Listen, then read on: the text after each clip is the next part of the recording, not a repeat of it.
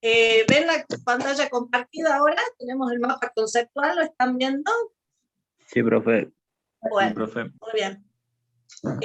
Siempre tengan en cuenta este mapa conceptual, ¿sí? Que es el que yo les marqué la semana pasada para que continuemos con el análisis.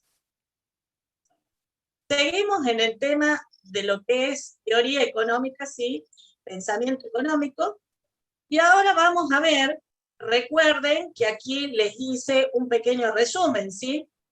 En esta unidad íbamos a analizar, teniendo en cuenta este principio de la economía, que es el costo de oportunidad, ¿sí? Por aquello del principio de escasez, también de la cuestión de escasez que sufre todo tipo de sociedad, todo tipo de economía, que es a raíz de eso que vamos a analizar cuáles son las decisiones que se toman, ¿sí? En toda economía, que ya vimos el estudio de esto a través del análisis de los problemas económicos. ¿Se acuerdan cuántos eran los problemas económicos? ¿Cuántos eran? ¿Cuántos son? Porque todos los días los tenemos que enfrentar estos problemas. ¿Qué y cuánto? ¿Cómo? ¿Y para quién producir? ¿Verdad? Y esto nos obliga a tomar decisiones todos los días.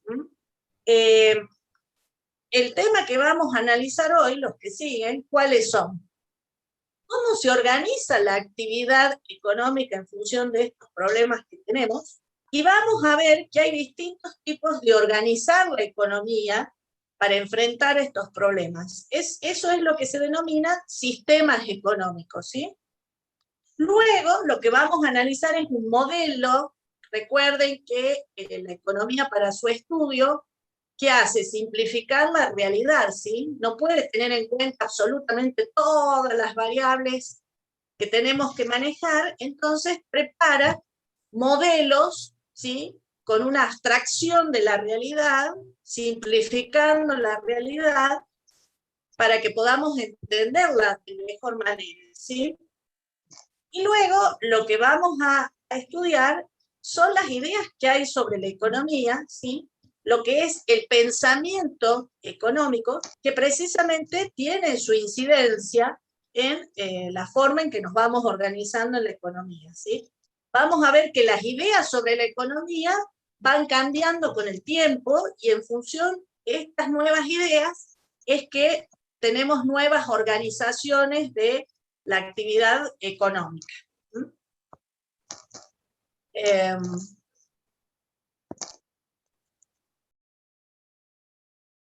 Vamos a ver entonces ahora de qué se tratan los sistemas económicos.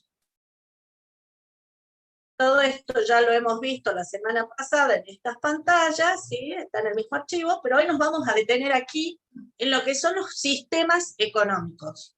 Ustedes recuerden que un sistema, en general en la vida diaria, es un conjunto interrelacionado de partes, ¿sí? Y que tiene un determinado funcionamiento para cumplir con determinado objetivo. Por ejemplo, en el cuerpo humano, ¿qué tenemos? Tenemos el sistema respiratorio, tenemos el sistema cardiovascular, tenemos el sistema urinario, ¿sí? Existen distintos, ¿sí? Sistemas que hacen finalmente que una persona pueda tener vida y pueda precisamente llevar adelante sus actividades. Bueno, lo mismo ocurre en la economía, ¿sí? Existen sistemas que tienen como objetivo precisamente esto, de dar solución a estos problemas económicos que se nos presentan diariamente y a cada momento, y entonces vamos a decir que los sistemas económicos constituyen un conjunto de relaciones básicas, técnicas, pero también institucionales, que caracterizan la organización de una economía. Es decir, de acuerdo a la forma en que se dan estas relaciones, van a ser las características de la organización económica de una determinada sociedad. Como dijimos, trata de dar respuesta a las tres preguntas que ya analizamos en la clase anterior. ¿Qué bienes y servicios producir en qué cantidad? Por ejemplo, nosotros a los fines de que el estudio sea más simple y sea más fácil de entender, tomamos siempre dos bienes, en este caso, en el ejemplo, pueden ser alimentos o maquinarias. Luego tendremos que decidir cómo los vamos a producir, ¿sí? Es decir, qué uso de la tecnología hacemos, si utilizamos una cantidad combinada de hombres, es decir, de mano de obra humana y una cierta cantidad de máquinas, con predominio de una o de otra. Finalmente, ¿para quién se va a producir? Es decir, cómo se distribuye eso que se produce entre la sociedad. O lo que ustedes van a encontrar en la bibliografía como la distribución del ingreso, ¿sí? ¿Por qué? Porque en función de los ingresos que tenga la población va a tener acceso a mayor o menor cantidad de bienes y servicios de los que se produce en una economía. Ahora bien, si ustedes se fijan históricamente, en un comienzo existía lo que se llaman las economías cerradas. Estamos hablando de allá de la antigüedad, ¿verdad? En la antigüedad existían las economías domésticas pastoriles, es decir, se producía para subsistir, ¿sí? Para consumir lo que necesitaba la población para poder sobrevivir. Esto se traslada de allá de la antigüedad, hablemos de las épocas después de Cristo, ¿no es cierto? Y esto se traslada hasta la época de la Edad Media, por eso acá les habla de una época señorial agrícola, ¿sí? Donde existía el sistema feudal, donde también se producía para subsistir puramente, no existían excedentes para el intercambio, hasta que comenzó esta historia de las ferias medievales, cuando el comercio empieza a tomar cada vez mayor auge, pero ya estamos hablando del siglo XV. O sea que por más de 15 siglos el hombre tuvo economías de tipo cerradas, y van a ver en algunos lados que les dice, y de subsistencia, es decir, no había intercambio entre grupos, es decir, entre distintas sociedades o entre distintas economías como conocemos ahora, ¿sí? La importación, la exportación no existía en ese momento, pero porque tampoco existía la posibilidad de producir excedentes, es decir, cantidades que fueran por encima de lo que se necesitaba para subsistir. Entonces, por tal motivo, como no había que comerciar, porque se producía para la subsistencia, entonces las economías eran cerradas. Hasta que al finalizar, pero también esto tenía que ver, perdón, con los sistemas, con los medios de producción, no había tecnología, ¿sí? En el campo, ¿qué se podía tener? Un arado hecho con algún material, con madera, ¿sí? Con algo de metal, y todo era atracción a sangre, ¿no es cierto? Utilizando bueyes, utilizando caballos, inclusive a veces eran las mismas personas las que hacían el arado de la tierra. Cuando esto cambia, ya porque hay un auge del comercio, después porque vamos a ver que la tecnología avanza, ¿sí? Entonces aparece la posibilidad de producir excedentes, y ya las economías empiezan con intercambios. Y ahí hablamos, por eso les dice acá, economías abiertas o de intercambio. Y ahí, en las economías abiertas o de intercambio, distinguimos lo que existe hasta la actualidad, que es el sistema capitalista, el sistema colectivista y el de economía mixta. Ahora bien, ¿cuáles son las características de estos sistemas económicos? Aquí lo que tenemos que tener en cuenta es que hay dos sistemas que son, podríamos decir, antagónicos, ¿sí? Que se contraponen o que se oponen o que están en polos opuestos. Uno es el sistema capitalista o de libre iniciativa, que estoy marcando acá con la manito acá en la pantalla, y el otro es el sistema de planificación global. Van a ver que ustedes en el medio hay un sistema que se llama mixto, y este lo vamos a dejar para el final. Primero me interesa, o es útil, que ustedes entiendan de qué se trata los otros dos. El sistema de libre iniciativa o capitalista tiene sus antecedentes históricos. Aquí aparecen, ¿sí? Aquí aparecen al final de esta tabla, en el liberalismo del siglo XVIII. ¿Sí? Recuerden que cuando se da la Revolución Francesa, ya por 1789, lo que se buscaba, ¿se acuerdan? Cuando se toma la Bastilla, ¿cuáles eran las premisas? Libertad, igualdad, fraternidad, ¿sí? Entonces, ese es el antecedente, ese liberalismo, esa libertad, en todos los sentidos, en la expresión, en abolir la esclavitud, también se trasladaba a lo que es la economía, ¿sí? La posibilidad del libre intercambio. Entonces, ese es el antecedente de este sistema capitalista, que ya vamos a ver quiénes son los principales exponentes. Cuando veamos pensamiento económico, vamos a terminar de redondear este tema. En este sistema capitalista vamos a ver que lo que se propone es, como ven acá ustedes, la abstención del Estado. ¿En qué? En participar en las actividades económicas, ¿sí? El Estado no controla nada, no interviene para nada. Aquí aparece la famosa figura del Estado gendarme, ¿sí? ¿Por qué? Porque cuando uno habla del gendarme, ¿sí? Que es la fuerza de seguridad que tenemos nosotros acá, ¿dónde está? Está en una frontera que lo que hace es ver lo que pasa, ¿sí? Quién entra, quién sale de un país. En este caso es lo mismo, es decir, el Estado lo único que hace es ver qué es lo que ocurre, ¿sí?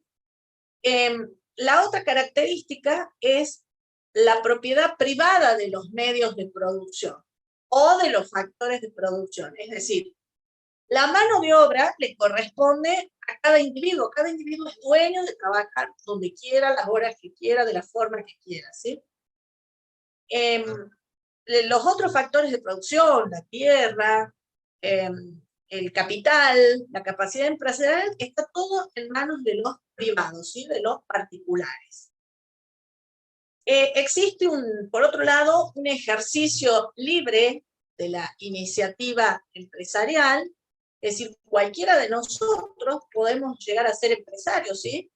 Si tenemos la idea, si tenemos el ímpetu, si tenemos la capacidad y contamos con los medios, podemos tener iniciativa empresarial, ¿sí? Vieron ustedes que actualmente hay una corriente que trata de fomentar el emprendedurismo, es decir, que la gente aplique sus ideas, tiene determinadas ideas y que las aplique en los negocios, ¿sí? Por otro lado, en este sistema capitalista, quien orienta los precios, ¿sí? Es el mercado. Por eso se habla también de un sistema de precios o un sistema de formación de precios. Es decir, en el sistema capitalista siempre para todos los productos, para todos los bienes y servicios vamos a tener por un lado consumidores o demandantes y por otro lado vamos a tener quienes de determinados bienes y servicios, por otro lado vamos a tener quienes ofrecen, quienes producen esos bienes y servicios. En la próxima unidad, porque en la próxima clase donde ustedes ya van a estudiar de qué se trata el mercado, cómo funciona la oferta, cómo funciona la demanda, cómo interactúan, cómo se forman los precios, ¿sí? Eso lo van a ver en la próxima semana. Entonces, esa interacción entre quienes compran y entre quienes venden, que van a determinar precios y cantidades que se van a intercambiar, eso es lo que se llama el sistema de precios. Y luego, finalmente, la gran característica del sistema capitalista es que el objetivo es la ganancia, es obtener beneficios, ¿sí? Y ahí vamos a ver qué es lo que pasa con las corrientes actuales de la economía. Ustedes estarán escuchando mucho, y sobre todo en los últimos días, y el sistema neoliberal, ¿sí? sepan ustedes, cuando dicen neo, todo lo que dice neo es la vuelta de algo. En este caso, este sistema liberal, ¿sí?, comienza allá en el siglo XVIII. Vamos a ver que hay épocas en las que tiene mayor o menor auge, o hay un momento en el que su auge se ve cortado, digamos, y luego vamos a ver que hay una recuperación de estas características del liberalismo, y eso es lo que se llama el neoliberalismo que estamos viviendo. Por otro lado, hay otro sistema que se le opone, ¿sí?, es el sistema de planificación global, que lo tienen aquí en el otro extremo de la tabla, ¿sí?, o sistema colectivista, o sistema de planificación centralizada. Con todos esos nombres ustedes lo encuentran en la bibliografía, ¿sí? ¿Cuáles son las características y cuáles son los antecedentes? El antecedente es el socialismo marxista del siglo XIX. Cuando veamos ahora las escuelas del pensamiento económico, vamos a ver que el exponente, ¿sí?, del socialismo del siglo XIX es precisamente Karl Marx, ¿sí? ¿Qué es lo que propone este sistema de planificación global? Propone la intervención total del Estado en la economía. Así como el otro sistema proponía que no intervenga para nada, aquí nos vamos al otro extremo. No debe intervenir el Estado en la economía. Pero además, ¿sí?, el Estado es el dueño de los medios de producción. Es decir, el Estado toma las decisiones que tienen que ver con la producción. El Estado le ordena a los individuos dónde tienen que trabajar, cómo tienen que trabajar, cuánto tienen que trabajar, ¿sí? El Estado es el dueño del capital, ¿sí?, de los bienes que sirven para producir otros bienes. El Estado decide cómo se van a utilizar. No existe como factor de producción la capacidad empresarial, porque acá los factores productivos están en manos del Estado, ¿sí? Por eso les dice acá que hay una inexistencia de la libre iniciativa empresarial, no hay empresarios. Y luego, ¿qué es lo que ocurre? Aquí hay centrales de planificación que son las que organizan el proceso económico. De allí que ustedes van a escuchar los planes quinquenales. Acá en la Argentina hubo una época durante el gobierno peronista, ya por los años 1945, donde se intentó llevar adelante planes de este tipo, ¿sí?, sin mayores resultados, pero se intentó aplicar algo de este sistema, ¿sí? Y el objeto no es obtener beneficios, es decir, como acá no hay un empresario, ¿sí?, que es el empresario el que busca el máximo beneficio, aquí no lo tenemos, esa figura no existe. Lo que sí hay un objetivo de propaganda política a favor del régimen, ¿sí? Entonces, ¿cuál es el caso? ¿Se acuerdan ustedes cuáles son los casos? Ustedes son muy jóvenes, pero bueno, algo deben recordar, porque de este sistema de planificación global mucho no está quedando en el mundo. En realidad hay algunos casos como que quieren retomar. Pero el sistema de planificación global, el modelo, era el de la Unión de Repúblicas Socialistas Soviéticas, ¿sí?, antes de los años 90, antes de 1990, antes de que caiga el muro de Berlín, ¿sí? ¿Quiénes seguían ese modelo de la Unión de Repúblicas Socialistas Soviéticas? Era Cuba, ¿sí?, y también China, y algún que otro país, ¿no es cierto? Cuando cae el muro de Berlín, esas repúblicas de socialistas soviéticas se desmembran, ¿sí?, comienzan a tomar independencia algunas repúblicas, y Rusia, ¿sí?, queda Rusia solito como un gran país, pero ya no siguen con este sistema de planificación global. Es decir, hoy en día, en la pureza de lo que es este sistema, queda Cuba, ¿sí? Y luego, es decir, como ustedes verán, las características son totalmente opuestas de estos dos sistemas. Pero resulta que en la vida real, como dicen, la verdad está en el medio, ¿sí? Muchas veces no hay blancos y negros, hay grises. Y en realidad la mayoría de los países, que no son puramente de planificación centralizada, son sistemas mixtos. ¿Qué significa esto? Que hay un mercado, ¿sí? Funciona el mercado como orientador del proceso económico, como formador de los precios. Existe la propiedad privada de los factores de producción, pero en algunos casos el Estado también es dueño de algunos factores de producción. Existe una iniciativa empresarial, pero bajo vigilancia del Estado. A ver, ¿qué quiere decir con la vigilancia del Estado? Bueno, que en algunos casos esta historia de que el empresario busca el máximo beneficio, bueno, no es tan así, ¿sí? En algunos casos el Estado pone algún tipo de límite o algún tipo de freno, y ya vamos a ver si a ustedes se les ocurre algún ejemplo, ¿sí? Y hay alguna intervención del Estado en algunas cuestiones de la economía, ¿sí? El mercado y el Estado terminan interactuando. Ahora bien,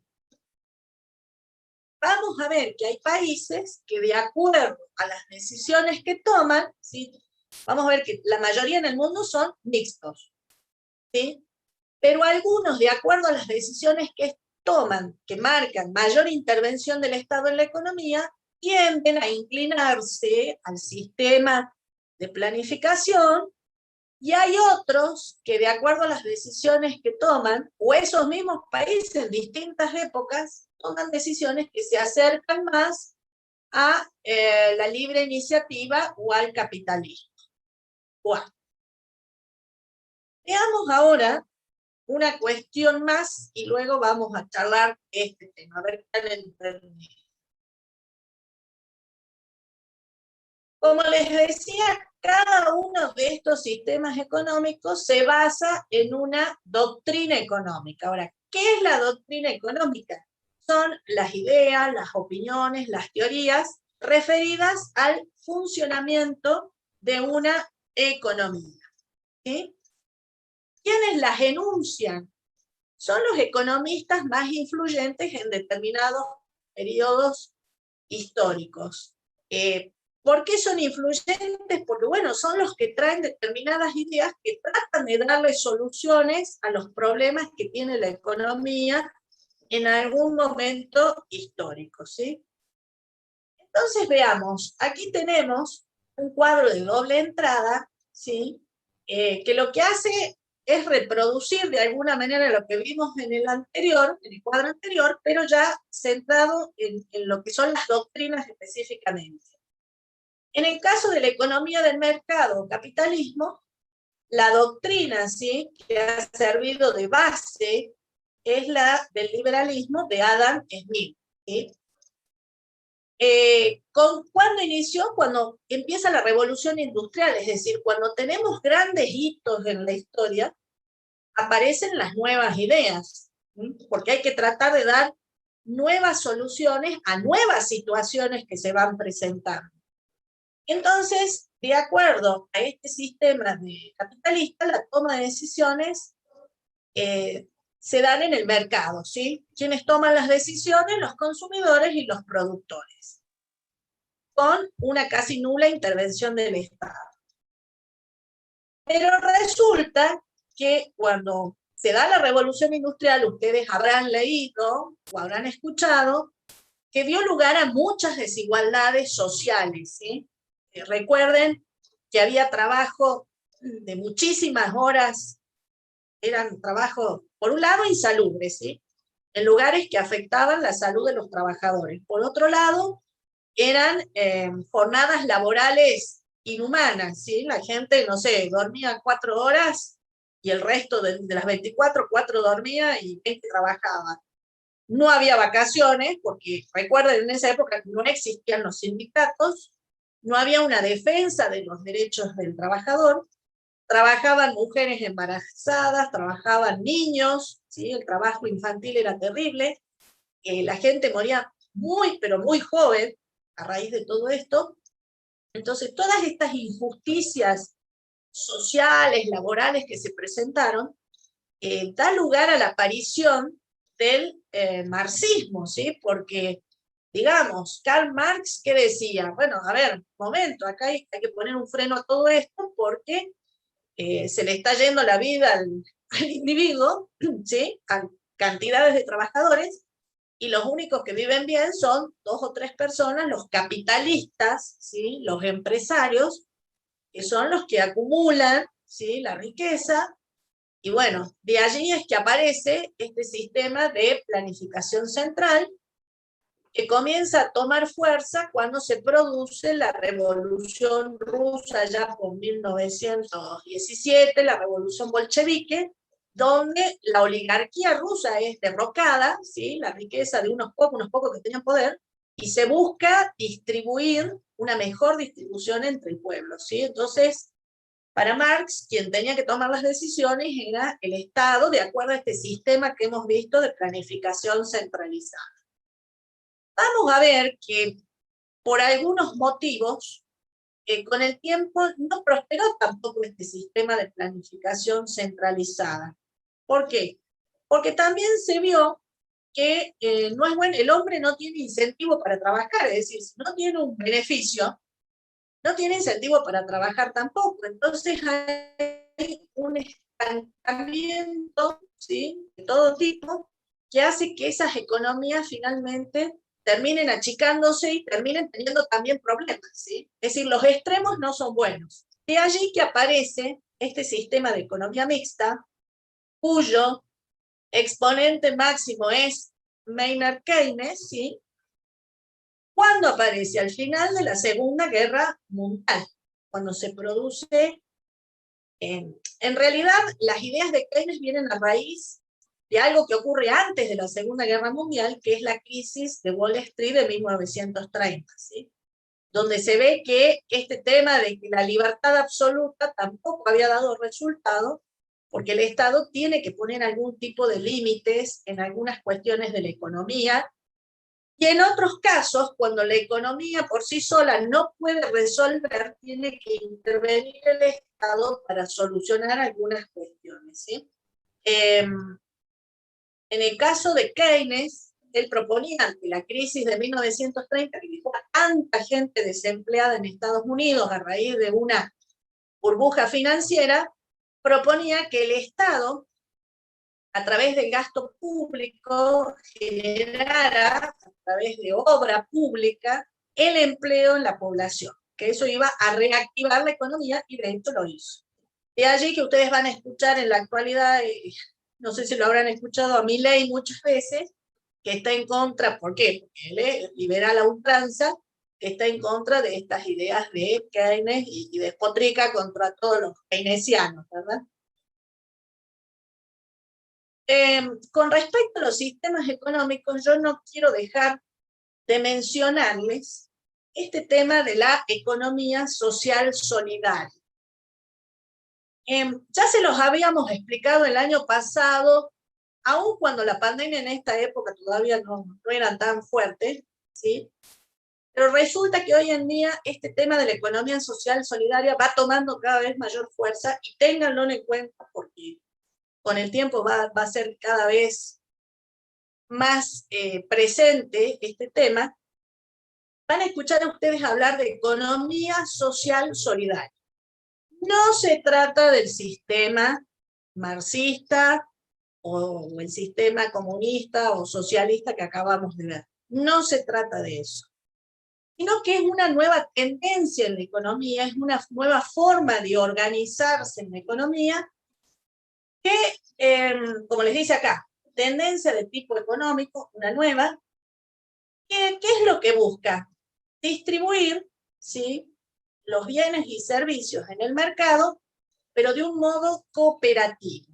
Es decir, no se centra en maximizar el beneficio, se centra en maximizar el beneficio común, ¿sí? El beneficio de la sociedad, no tanto el beneficio individual, ¿sí? Y consiste en una gestión y una organización de recursos que le dé prioridad, ¿sí?, a el interés social y equitativo. ¿Cuáles son las manifestaciones de esta economía social solidaria? Es el caso de las cooperativas, ¿sí?, donde, si ustedes alguna vez han podido estudiar algo de cooperativas, van a ver ustedes que no se busca tanto un máximo beneficio como busca un empresario, sino que lo que se busca es beneficiar a los cooperativistas. Que todos los integrantes de la cooperativa, que no se llaman socios, ¿sí?, sino que son cooperativistas, hacen un esfuerzo, se organizan de tal manera de verse todos beneficiados a través de la actividad económica que desarrollan con la cooperativa. El caso de las mutuales, la banca ética, ¿sí? La banca ética consiste en un sistema bancario o grupos de entidades bancarias que solamente prestan dinero a aquellas empresas, por ejemplo, que hacen un uso del ambiente en forma sustentable, ¿sí? Que demuestren que a través de su actividad económica no están afectando el ambiente, por ejemplo. El caso de la economía verde, que también tiene que ver con la economía ambiental, los emprendedores sociales, ¿sí?, los microcréditos.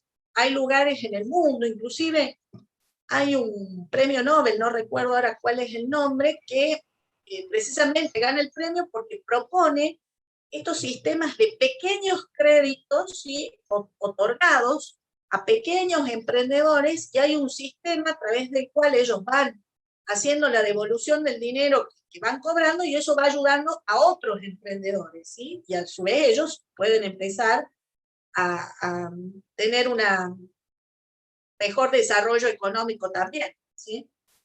Y los mercados locales, ¿sí? Todo esto del mercado de abasto y las ferias que se van organizando en los barrios, con este tema de las ferias de verdura, para venta de verduras, de hortalizas, que se organiza, por ejemplo, la municipalidad en distintos barrios, en distintos días de la semana. Todo esto tiene que ver con la economía social solidaria.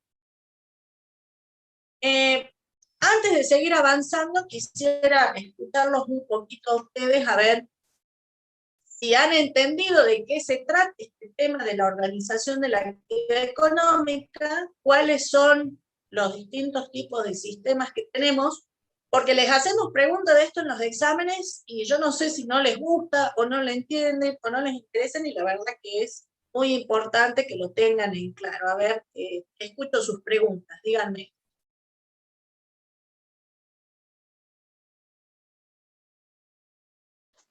Profe, ¿Sí? a mí me interesaba eso de que usted hablaba sobre Milei, de que él Sí, es liberal, que no, él es liberal. ¿Y exacto. por qué ese extremo de llegar a ser liberal si ya hay evidencia de que no funcionó, digamos, entre comillas? Y ¿Por qué bueno, seguir como... Sí, le escucho. y bueno, porque esto es más o menos como los equipos de fútbol, ¿no es cierto? Porque es hincha de Racing si Racing siempre pierde, ¿no es cierto? Más o menos por eso. Eh, ¿O no? A ver, ustedes que son varones, Sí, ya claro, claro. bueno, cuando alguien es hincha de un cuadro, es como el corazón, ¿no es cierto? O sea, no sé por qué me enamoré, pero me enamoré, qué sé yo, ¿no? Hay razones del corazón que la razón no entiende, ¿no es cierto? Y bueno, esto puede decirse que es algo así. En realidad, hay una vuelta al liberalismo, ¿sí? Es decir, hubo una época que el liberalismo sí mostró, ¿sí?, todas estas fallas que tenía, y por eso se tiene que ir al sistema, o sea, se propone el sistema marxista, y luego también aparecen los sistemas mixtos, y sin embargo, aparecen estos partidarios de los sistemas liberales y neoliberales que insisten en esa figura. Por eso, yo no sé, cada uno hay que dejarlo con sus ideas, pero a la hora de tener una economía en un país, nosotros también tenemos que pensar, bueno, ustedes van a ser profesionales de ciencias económicas, hay que pensar qué es lo que queremos, ¿sí? La opción que se presenta hoy en día, casualmente el día jueves y el día viernes fueron las jornadas nacionales de economía que lo organizaban los consejos de ciencia económica, fue en San Luis, y fue todo virtual. Y en lo que se puso mucho énfasis en este tema de la economía social solidaria. ¿Por qué? Porque ellos, los disertantes, digamos, mencionaban que el sistema liberal lamentablemente es de exclusión. Queda mucha gente fuera del sistema. Entonces, una forma, porque aparentemente en el mundo no vemos otra salida, ¿no es cierto? Porque, a ver, yo le pregunto otra cosa. ¿Y qué pasa con el de planificación centralizada? ¿Qué cree usted?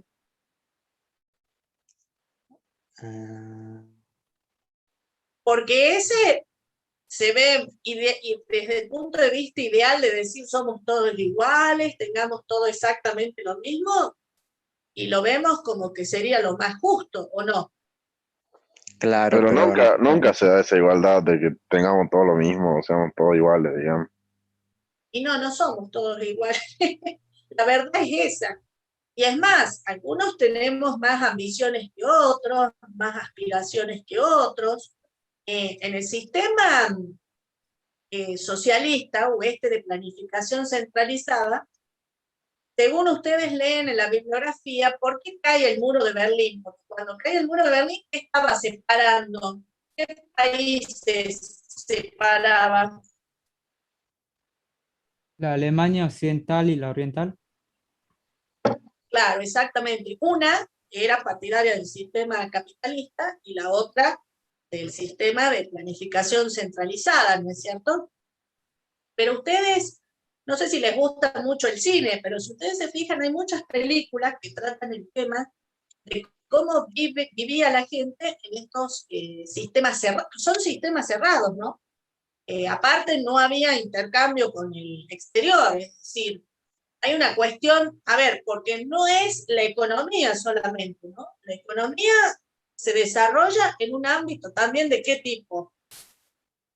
Político, ¿sí? Bien, porque eso no lo perdamos de vista. Entonces, en esos sistemas cerrados, hay regímenes totalitarios, inclusive hoy mismo en China es un régimen totalitario. A ver, esto me hago cargo yo de lo que estoy diciendo, este tema de la pandemia y del COVID, ¿ustedes escuchan ahora que China tenga un infectado? no, ningún. ¿De quién dan las estadísticas? Del resto. Resto del mundo. De todo el mundo menos China. Parece que China se desapareció del mundo, ¿verdad? Yo tampoco creo que no tengan a nadie. Esa no me la trago, no me la creo. Pero bueno, pero no sabemos un dato, ¿sí?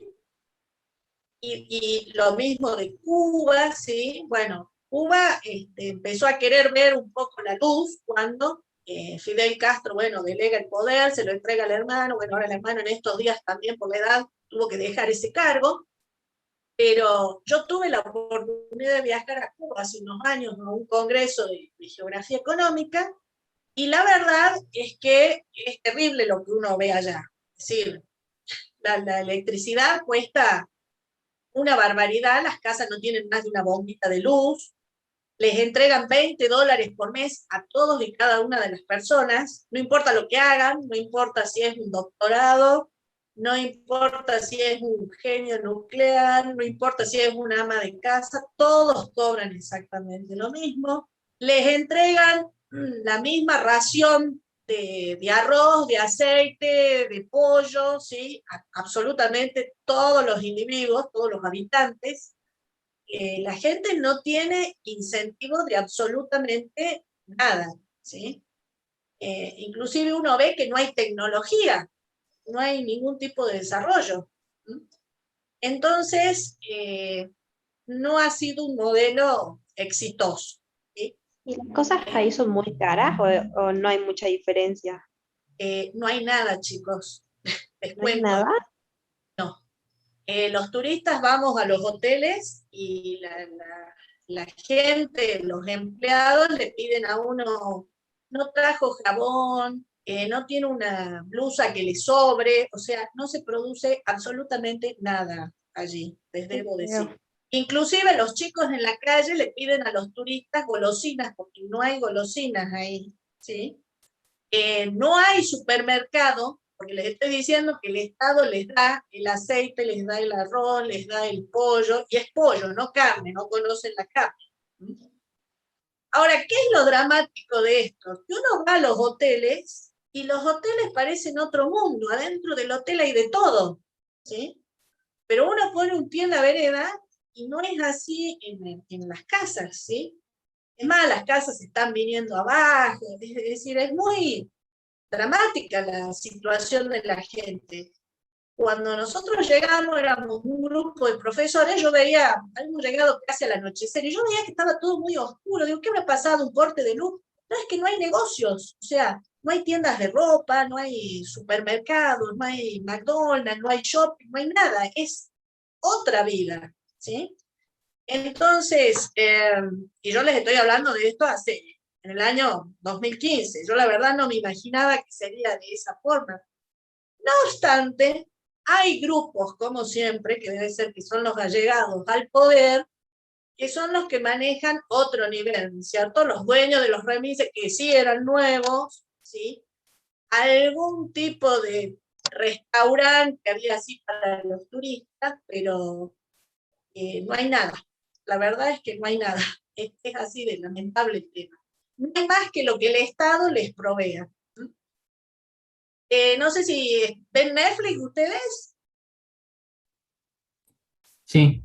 Sí, Bien, profe. bueno, está la serie creo que es o película, La Red Avispa se llama, es con Penélope Cruz y está Leonardo Sbaraglia y demás. Y ahí cuentan la historia de un cubano que se escapa de Cuba, porque aparte ustedes están en Cuba y se ve del otro lado del mar, se ve Miami, ¿sí? O sea, ellos están a 2 horas en bote o 3 de Miami para escaparse y cruzar a la libertad, ¿verdad? Y si tienen ganas y tiempo, véanla, porque realmente les muestra cómo es el tema del sistema en Cuba, ¿sí? Como una forma de hacer la práctica de esto que estamos hablando hoy, ¿sí? De sistemas económicos.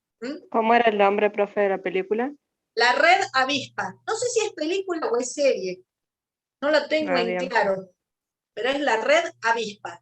Está Penélope Cruz, Esbaraglia que no lo tenía como cubano, hace de cubano ahí, así que se van a divertir un poco. Profe, Así que véanlo. ¿Sí? ¿Sí? Uy, ¿qué ¿hay pasó? algún país con un sistema liberal total? No, no. El liberalismo total fue, como les digo, antes de 1930, que Estados Unidos era el exponente máximo, ¿sí? Después de eso, se vio que ya tampoco funcionaba el liberalismo puro. ¿Por qué? Porque se armaron las burbujas financieras, porque la especulación tampoco tiene límites, ¿sí? Entonces, ¿dónde vemos el sistema mixto? Les pregunto, acá en la Argentina. Este tema de precios cuidados, ¿sí? O cómo le llamamos ahora, ya me perdí cómo es el nombre ahora. No, creo que siguen siendo cuidados, sí. Los precios cuidados, ¿sí? Sí, así se llaman. Sí, se Sí. siguen llamando así. Bueno, Acordados también, porque son un día en donde la carne tiene un precio acordado. y bueno, ¿y Es ustedes cómo lo ven a eso? ¿Qué es eso? Ahí interviene el Estado. Es una intervención del Estado, ¿sí? No es más ni menos que ustedes lo van a ver en la próxima unidad, que un precio máximo que el Estado, por ley, está fijando un precio máximo. Es decir, el mercado, por interacción entre oferta y demanda, tiene un precio como más alto o más bajo que ese precio, cuidado. Más alto. Alto. Más alto. Más alto, ¿sí? Pero ustedes van a ver que por determinados motivos el Estado decide, no, el precio del mercado es matador, no lo podemos sostener, entonces hay que intervenir, ¿sí? Puede intervenir, por ejemplo, poniendo precios cuidados. Puede intervenir, por ejemplo, en el caso del colectivo, a ver, del boleto del colectivo. ¿Qué pasa cuando el boleto del colectivo es muy alto? ¿Qué hace el Estado? ¿Subsidia? ¿A quién? A las empresas. A las empresas. ¿En qué consiste el subsidio? Que la empresa le dice al Estado, miren, de acuerdo a los costos, bueno, todo el verso, el precio del boleto tendría que ser 30 pesos.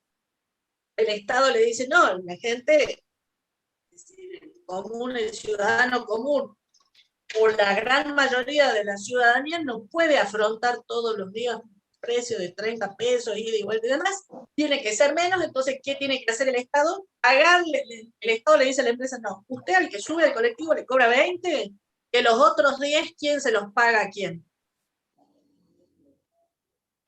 Al Estado, El Estado, al la Estado, empresa. ¿El Estado a quién? a la empresa. A la ¿no? empresa. A la Empresa. empresa. ¿Sí? Bueno, esa es otra forma de intervención. ¿Mm?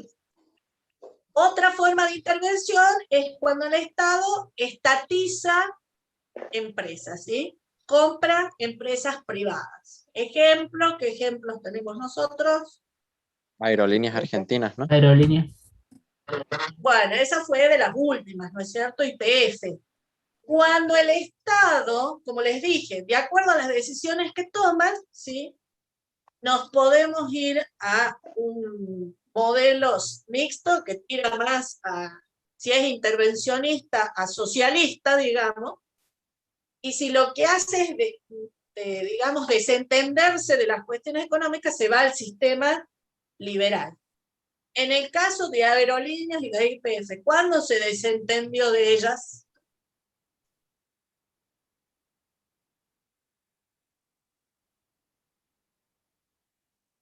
¿Cómo, profe? No entendí la pregunta. Yo tampoco. Claro, en el caso de aerolíneas y de YPF, ahora son del Estado, pero hubo una época que, ¿qué es lo que ocurrió? La El crisis Estado del las 2001. vendió, digamos. Se privatizaron. Se privatizó? privatizaron, exactamente, esa es la palabra. Entonces, cuando se privatizan, ¿sí? Estas empresas que eran del Estado, ¿qué hacemos? ¿Hacia dónde estamos mirando? ¿Para dónde nos inclinamos? ¿Para el sistema? Capitalista. Exactamente, o liberal. ¿Se dan cuenta? Sí, profe. Bueno, si se dan cuenta de eso, soy feliz, ¿sí? Se ha entendido el tema. Y bueno, de lo que estamos hablando también acá es de política económica, ¿sí? Recuerden cuando vimos la clase pasada de política económica, hablamos de política económica, mejor dicho, la profe Col que les dio la clase esa, pero cuando hablamos de política económica, en las ramas de la economía es la rama que tiene que ver con la subjetividad, ¿sí? Es decir, para que funcione una economía, trazamos objetivos y decimos, bueno, ¿cuáles son los medios para llegar a esos objetivos? Entonces, esto tiene que ver con esa parte, ¿sí? De la política económica. Acá empiezan las ideas, determinados gobiernos asumen, cuando toman decisiones de política económica, deciden, en algunos casos, privatizar. Ustedes saben que hace unos días falleció Carlos Saúl Menem, que había sido nuestro presidente, ¿sí? El pobre lo estaban llevando al cementerio y ya empezaron a criticarlo. No sé si ustedes tienen conocimiento o sus padres se los han comentado o han leído. La historia de Menem, ¿cuál es? Menem era peronista, ¿sí? El peronismo tiene una historia de su creador, que si bien están en sistemas mixtos, pero como les dije, el plan quinquenal que hubo fue durante un gobierno de Perón. Entonces siempre existe esta inclinación hacia medidas de tipo socialista, ¿sí? Bueno, Menem prometió todo eso en la campaña allá en el 89, pero cuando asume finalmente empieza a tomar decisiones que no eran las del peronismo, sino que eran del neoliberalismo, ¿sí? Porque ¿qué es lo que hace? Privatiza, ¿sí? Privatizó todo lo que pudo y todo lo que era posible privatizarse, ¿sí? Las empresas telefónicas, los peajes en las rutas, todo eso sí fue con ideas liberales, lo cual provocó mucha polémica porque, es más, él va a un programa político y le dice a Neustadt, que falleció también, ¿sí? A Bernardo Neustadt, que si él hubiese dicho lo que iba a hacer, nadie lo votaba, ¿sí? Desde el punto de vista económico. Porque claro, si era peronista diciendo todo eso, no lo iban a votar. Así que miren ustedes a lo que llegamos, ¿no? Pero bueno, eso forma parte de nuestra historia económica argentina, ¿sí? Bueno, ¿se entendió todo esto? Sí, profe. Bueno, Sí, profe. les vuelvo a repetir.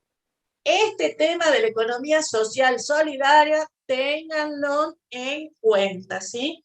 En este congreso, como les mencionaba, de lo que se hablaba es que en los planes de estudio tiene que comenzar a darse, a incluirse el tema de economía social solidaria, ¿sí? Es más, hay un libro en la facultad que lo presentaron la profe Agustinho y la profe Victoria González de Prada. Ellas tienen un libro sobre este tema, ¿sí? Así que si tienen la oportunidad de leerlo, léanlo.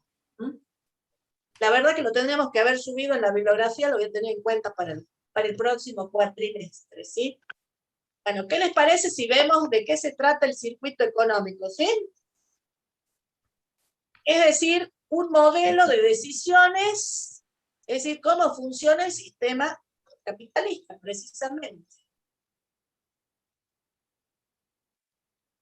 Bueno, es un modelo, ¿sí? Esto tiene que ver, esto está dentro de lo que es la teoría económica, ¿sí? Estamos explicando cómo funciona la realidad con el famoso circuito, ¿sí? ¿Qué vamos a representar? Transacciones reales, ¿sí? Cuando lo que hacemos es, lo que intervienen son bienes y servicios y factores productivos, ¿sí? Y monetarias. ¿Entre quiénes ocurren? En realidad en el circuito económico los protagonistas son 4, estos son de carne y hueso, digamos. La familia, las empresas, el gobierno y el resto del mundo, es decir, los otros países. Y vamos a tener un sector que es más que nada de ajuste o imaginario, que es el sector financiero, ¿sí? Es el sector ahorro-inversión. La S es de ahorro, ¿sí? Y vamos a ver cómo, a través del ahorro, qué es lo que hacen las unidades económicas, luego ese ahorro se convierte en inversiones, ¿sí? Es decir, lo que ahorran las familias, el Estado, el gobierno y el resto del mundo, ese ahorro que llega al sistema financiero, luego el sistema financiero lo conduce o lo reconduce, como dice acá, ¿hacia dónde? Hacia las empresas vía inversión. Esto lo tienen grabado, ¿no? Así que lo que me interesa es que escuchen, vean los gráficos y hagan preguntas de lo que no entiendan. Acá tienen los componentes del circuito económico, agentes económicos, como les decía, familia, empresa, gobierno, resto del mundo, ahorro e inversión. Hay flujos reales, los flujos reales los representamos siempre con línea llena, y tienen flujos monetarios que se representan con líneas cortadas, ¿sí?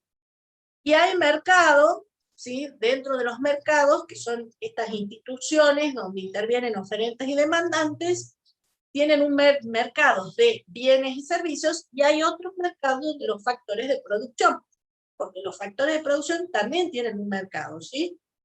Ejemplo, la mano de obra, ¿sí?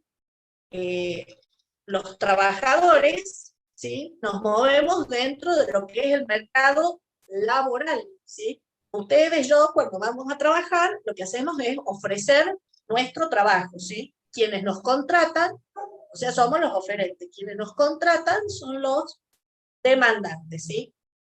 ¿A dónde voy a ir a trabajar? A donde a mí más me convenga lo que me pagan, ¿sí? Entonces, ese es el mercado de los factores productivos. Aquí tienen las características, ¿sí? Lo veamos a grandes rasgos. Las familias se denominan unidades de consumo, ¿sí? Estas familias tienen ingresos y vamos a ver que esos ingresos luego lo destinan a gastarlos en distintos conceptos. Las empresas, ¿sí? Se denominan unidades de producción, ¿sí? ¿Y qué es lo que hacen? Obviamente utilizan factores productivos para transformarlos en bienes y servicios.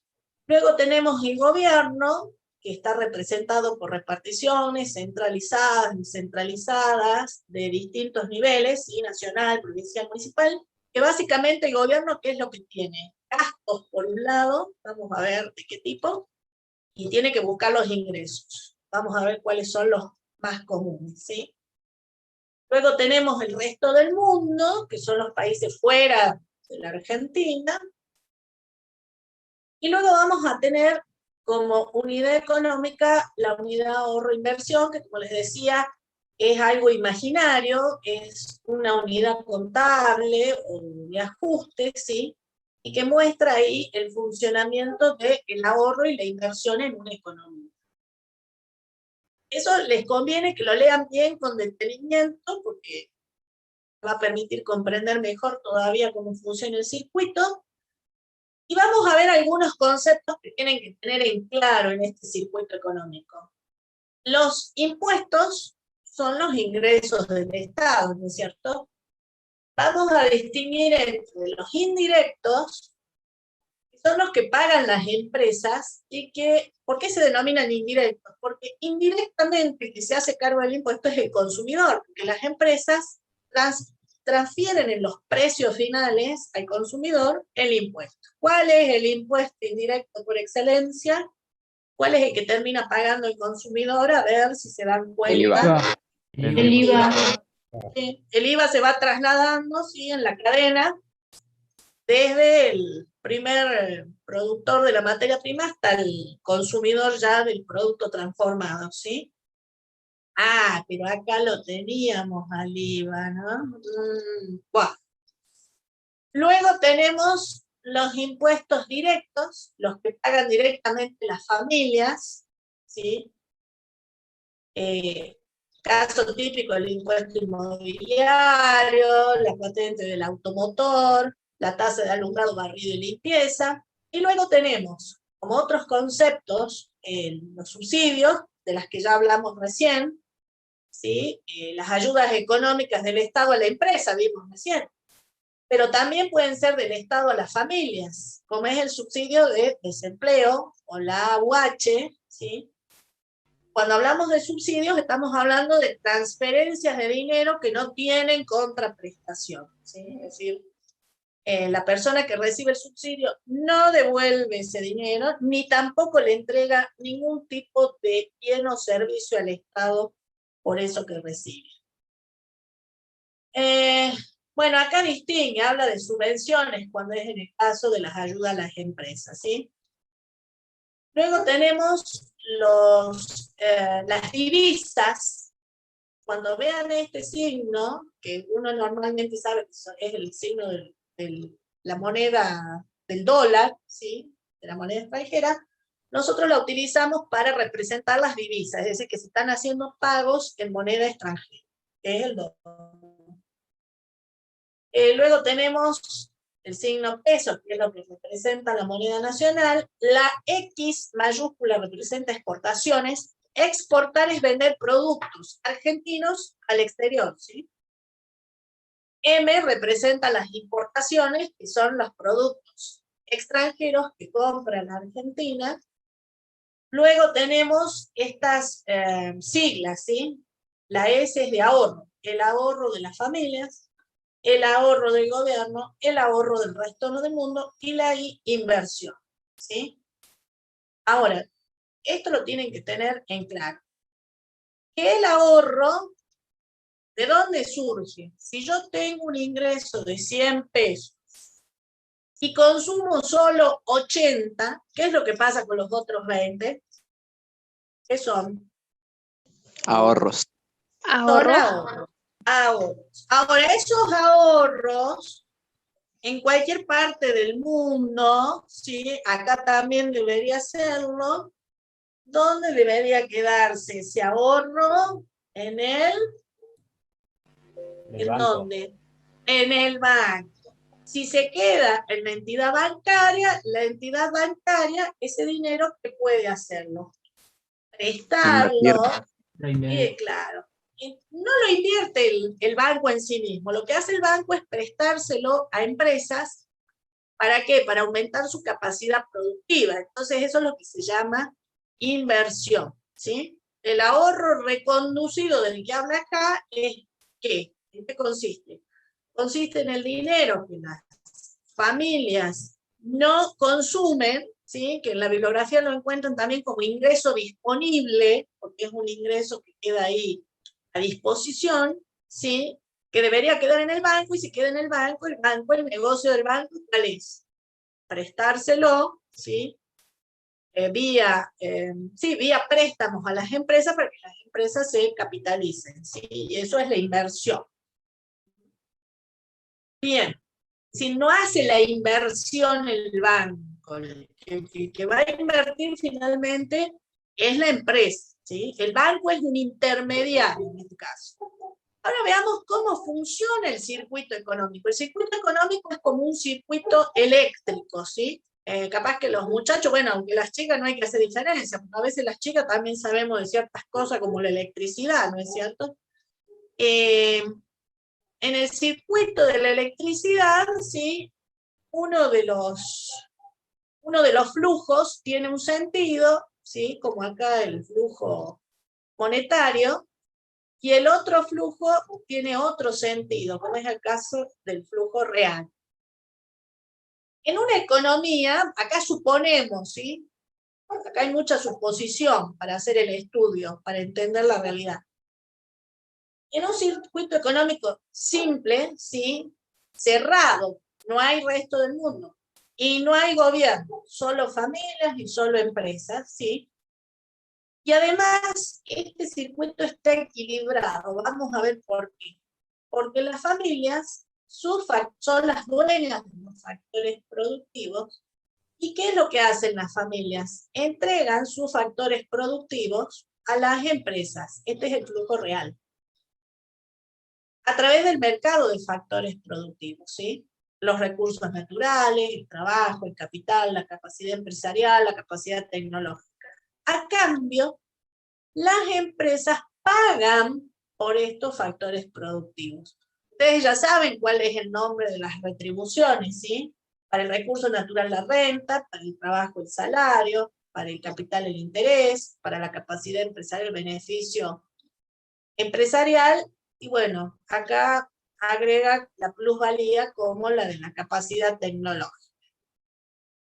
Cuando las empresas tienen que pagar por estos factores productivos, hay un flujo monetario que sale de las empresas y va hacia las familias. Para la empresa es el costo de producción y para las familias representan un ingreso, ¿sí? Es el ingreso por el trabajo realizado. ¿Qué hacen las familias? ¿Por qué es que venden estos factores productivos? Porque necesitan un ingreso, ¿sí? Que obtendrán a cambio. ¿Para qué? Para luego ir a la empresa, ¿sí? Y poder adquirir bienes y servicios. Es decir, estos bienes y servicios que la empresa ha producido con esos factores de producción, luego se los vende a la familia, ¿sí? La familia tiene que pagar a cambio. Y esto es un consumo de la familia o costo de vida, como lo conocemos también, y un ingreso para las empresas. Este intercambio de bienes y servicios se hace en el mercado de bienes y servicios. Es decir, que hay un flujo real que tiene un sentido, que son los factores productivos que van de la familia a las empresas. Las empresas transforman, ¿sí?, la materia prima con esos factores productivos y entregan bienes y servicios. A cambio, ¿qué es lo que ocurre? Las empresas pagan por los factores de producción y con ese ingreso que recibieron las familias pueden comprarle a las empresas los bienes y servicios. Acá corroboramos o confirmamos lo que ya habíamos dicho, de cuál es la importancia del hombre en la economía, ¿sí?, de la familia. Por un lado, son quienes proveen los factores productivos a las empresas, pero además son también quienes consumen los bienes y servicios que producen las empresas. ¿Sí? Este es el circuito económico más simple que hay. Y aparte es un circuito equilibrado, porque aquí no hay, si ustedes se fijan, no hay ahorro y no hay inversión. ¿Qué significa? Que todo el ingreso que la familia recibe lo gasta, ¿sí?, para obtener bienes y servicios de la empresa. O sea, todo el ingreso es consumido. O sea, acá no hay ahorro, ¿sí? Pero este circuito lo podemos complicar más. Esto es lo básico de lo que pasa en una economía, ¿sí? ¿Qué es lo que pasa en una economía de verdad? Hay gobierno, ¿sí? Y ya vieron, incluyendo el gobierno, ya cómo se empieza a complicar la historia, ¿sí? La parte superior, esta, ¿sí?, que les estoy marcando aquí, no es más que la reproducción de lo que vimos recién, ¿sí?, en el circuito más simple de todos. Ahora nos vamos a ocupar de lo que ocurre en esta parte inferior, en donde interviene el gobierno. Es que apliquen ustedes exactamente el mismo razonamiento, nada más que aplicamos recién, nada más que con el gobierno. ¿Qué le pasa al gobierno? El gobierno también necesita de los factores de la producción de la familia, ¿sí? Recuerden que el gobierno tiene empleados. Los empleados, obviamente, provienen de las familias. El gobierno también, ¿qué es lo que hace? A veces necesita recursos naturales. Por ejemplo, vieron que está la planta de producción de cannabis ahora acá en Jujuy. ¿Dónde se produce el cannabis? ¿Qué utilizan? Están utilizando cierta cantidad de hectáreas de tierra en el Pongo, ¿no es cierto? Entonces, bueno, utiliza recursos naturales. También precisa de capital y de capacidad tecnológica. Necesita maquinarias y demás, todo eso se lo proveen las familias, a cambio paga, ¿sí? Por otro lado, ¿qué ocurre? Que las familias le pagan impuestos al gobierno, le paga el inmobiliario, le paga el impuesto, la patente automotor, como les decía, y el gobierno también suele pagarle subsidios a las empresas, a las familias, perdón, como dijimos, la UH, el subsidio de desempleo.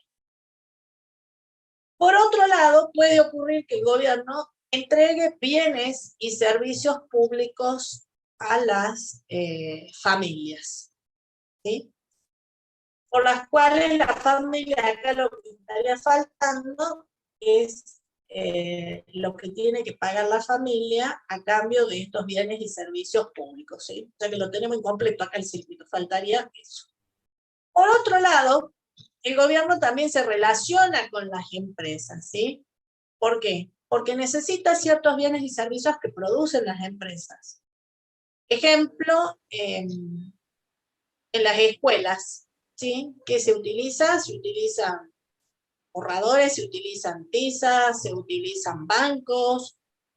Bueno, todo lo que se les ocurra a ustedes, estos son bienes y servicios que obtienen de las empresas y el gobierno tiene que pagar por ellos. Esto es el gasto público. Por otro lado, el gobierno también le suministra bienes y servicios a las empresas por los cuales tienen que pagar, como les digo, ahí estaría faltando esa parte. Y lo que falta acá es el flujo monetario que va de las empresas al gobierno sin contraprestación, porque son impuestos, los impuestos indirectos como el IVA. Y luego tenemos las subvenciones o subsidios que le da el gobierno a las empresas también sin contraprestación. Seguimos en un modelo equilibrado donde no hay ahorro. Todo lo que ingresa se gasta, ¿sí? Nada más que lo que cambia es que agregamos el gobierno. Pero esto lo podemos complicar más todavía, ¿sí? Bueno, más de esto no lo vamos a complicar, es la buena noticia, ¿sí? La participación del resto del mundo, por eso acaban de encontrar ustedes ya un circuito económico complejo que está abierto, porque está el resto del mundo, con el gobierno y también donde hay ahorro e inversión. Es decir, ya no hay equilibrio, ya hay ingresos que no se consumen, ¿sí? Bueno, esta parte superior, ¿sí? Entre estas transacciones entre familias y empresas y el gobierno ya lo hemos visto, ¿sí? Así que ahora nos vamos a centrar en qué es lo que pasa con el sector externo. Lo que ocurre con el sector externo es que puede tener relaciones con todas estas otras unidades económicas, con la familia, con la empresa y con el gobierno. ¿Por qué? Porque el sector externo lo que hace es comprarle a la familia factores productivos. ¿Cómo es esto? Y esto que todos sabemos, que decimos, ay, este país acá no prosperamos, ¿qué hace la gente? Se va a trabajar a otro país, ¿sí? Entonces, allí estamos con una venta de factores, ¿sí? Al sector externo. ¿Qué ocurre? El sector externo no paga en pesos, ¿sí? ¿Por qué la gente se quiere ir al exterior y más ahora con el dólar, con este tipo de cambio que tenemos ahora? Porque sabemos que los dólares son caros, ¿sí? Obtenemos muchos pesos por cada dólar, entonces el sector externo paga, como ven ustedes, el flujo monetario, ahora ya no está en pesos, sino que está en divisas, en dólares, y le paga de esa forma a las familias. Por otro lado, ocurre también que las familias compran bienes del exterior, ¿sí? Esto es lo que se llama importación de bienes y servicios. Cuando el exterior le vende a las familias, y entonces las familias pagan en dólares, ¿sí? Esta historia del mercado libre y qué sé yo, que mucha gente dice, no, comprate las zapatillas por internet, comprarlas a China directamente, o a Rusia, o a Japón, que te las mandan. Bueno, cuando llega acá, cuando hay que pagar con dólares, les aviso. Así que bueno, ese sería el caso.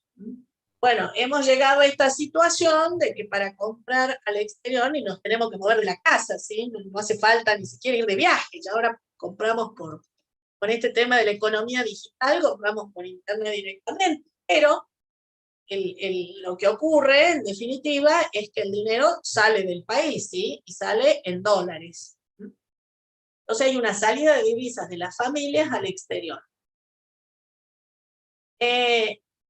Acá, bueno, hasta aquí este tema con el sector externo, su relación con la familia, ¿sí? Ahora veamos cuál es la relación con la empresa. Y bueno, más de lo mismo que venimos hablando. Las empresas le venden al sector externo, le exportan bienes y servicios y el exterior paga en divisas, ¿sí? También puede ocurrir que el sector externo provea de factores productivos a las empresas. Es este caso de que las empresas locales dicen, bueno, vamos a abrir una nueva sucursal o tenemos que construir una fábrica y necesitamos, qué sé yo, que venga el arquitecto, el ingeniero, lo que sea, que venga de Estados Unidos, de Japón, de Rusia. Bueno, ese sería el caso y se le paga en divisas, salen divisas del país, ¿sí?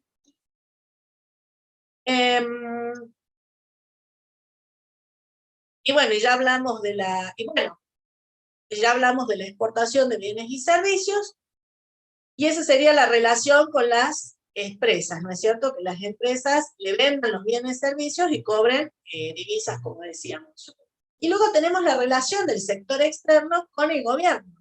Es decir, el gobierno también puede ocurrir que le venda, ¿sí?, los bienes y servicios que produce el sector externo, y este paga con divisas, y al revés, ¿sí? El gobierno tenga que importar algún tipo de bien o servicio del exterior y paga en divisas. Y también ocurre, que acá no está marcado, porque ya estaríamos haciendo una complicación demasiado grande del esquema, pero tenganlo en cuenta también, el sector externo también le puede dar factores productivos al gobierno, y este paga divisas, y a la inversa, ¿sí? Y muchas veces el gobierno que hace contratar personal, mano de obra, sobre todo profesionales al exterior, y es una salida de divisas, y ocurre a la inversa. Y finalmente tenemos esta historia del ahorro y la inversión. Si ustedes se fijan, el ahorro de las familias, el ahorro del gobierno, el ahorro del resto del mundo, son ingresos de cada una de estas unidades económicas que no se consumen, ¿sí?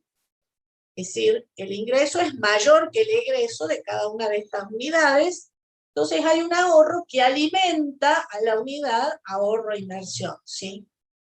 En realidad esto está en las entidades bancarias, y en la medida que estas unidades ahorran, estas unidades bancarias pueden reconducir el ingreso. Esto normalmente le llamamos fugas en la economía, ¿sí? Son como salidas del sistema, ¿sí? Se sale de acá del circuito, va a esta cajita de ahorro-inversión, y luego las entidades bancarias, ¿qué hacen? Lo vuelven a inyectar, por eso se ya habla de inyección, van a encontrar así en la bibliografía, fugas e inyecciones, lo inyecta, o como dice acá más diplomáticamente, lo reconduce hacia las empresas. ¿Sí? Profe, Sí, díganme. me puse una consulta porque, por ¿Sí? ejemplo, ¿cómo sería el caso Perdón, de... antes que le conteste la consulta, este es el final del modelo que trabajamos, ¿sí? Ahí termina, no se complica más que esto. Ahora sí, dígame. Por ejemplo, en el caso de una familia que ahorre su dinero, pero que no tenga su dinero en el banco y decida invertirlo con una empresa de afuera, ¿cómo sería el circuito económico ahí? Ninguna empresa de afuera le va a recibir ningún efectivo. Te explico. Las salidas de dinero del país tienen que ser bancarizadas. Aparte, les explico, vivimos en un mundo donde hay terrorismo y narcotráfico, ¿verdad? Bueno, ¿esto qué significa? Que los movimientos de dinero tienen que estar todos bancarizados y justificados, porque el movimiento de dinero, ¿no han visto ustedes en el diario cuando dicen detuvieron un vehículo que llevaba no sé cuántos dólares o cuántos pesos en una valija? ¿Alguna vez lo han leído o no? Sí. Sí, profe. Sí, sí, ¿Por qué lo detienen? Sí. Porque no tiene está... justificante del dinero. Claro, ¿de dónde viene? ¿De dónde viene? ¿A dónde va? ¿De dónde salió? Por empezar, no paga ese dinero, seguramente no está pagando ningún impuesto, ¿no es cierto? Luego, la presunción que hay en la actualidad, esto lo tienen que saber ustedes, futuros contadores, ¿verdad? Luego, la otra presunción es que seguramente se está haciendo algún lavado de dinero, es decir, proviene del narcotráfico, es decir, no hay que... A ver, chicos, la economía no se da en una burbuja, es dentro del mundo, dentro de la vida que tenemos, ¿sí? Y dentro del contexto en el que nos movemos. El contexto mundial, sobre todo después de los ataques terroristas de las Torres Gemelas y demás de allá del 2011, del 2001, no sé si ustedes habían nacido, ustedes, no, muchos de ustedes no habían nacido todavía, Dios mío. Después de eso, el tema este del narcotráfico, es decir, el narcotráfico y el terrorismo están íntimamente vinculados, ¿sí? Entonces los movimientos de dinero no justificados se presume que tienen estas procedencias. Así que nada hecho por derecha y bien hecho va a ser, toma, te entrego la valijita con dinero. ¿Mm? Es decir, lo que no está bancarizado no está justificado.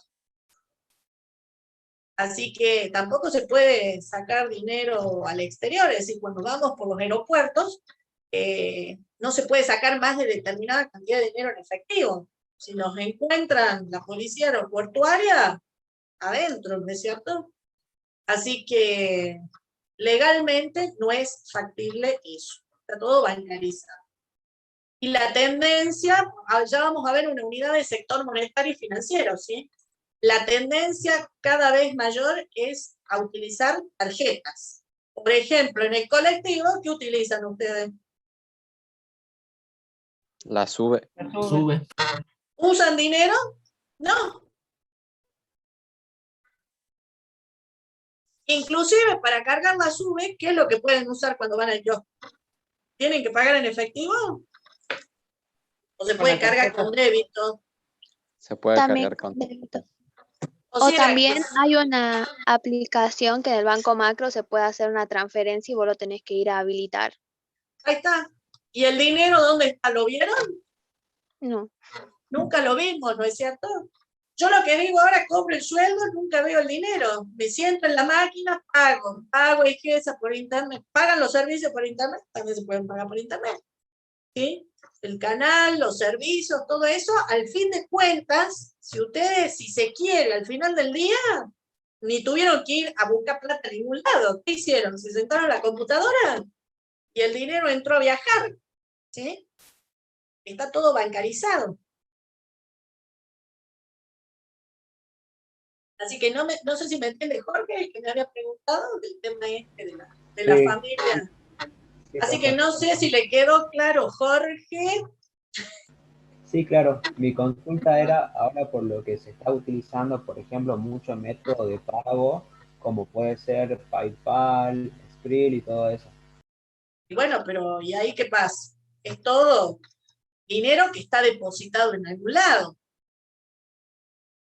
Claro, pero no sería como algo declarado. No sé si me entiendes. Bueno, a ver, hay una historia de la economía digital, ¿sí? Que también ese es otro tema, que en un principio no había seguimiento, ni se pagaba impuestos, ni nada de eso, ¿no es cierto? Porque acá hay una cuestión de que la tecnología está avanzando a paso no solo agigantado, sino a una velocidad tremenda. Pero bueno, con el tiempo todo eso también va a estar regulado. El Estado también llegará allí, ¿verdad?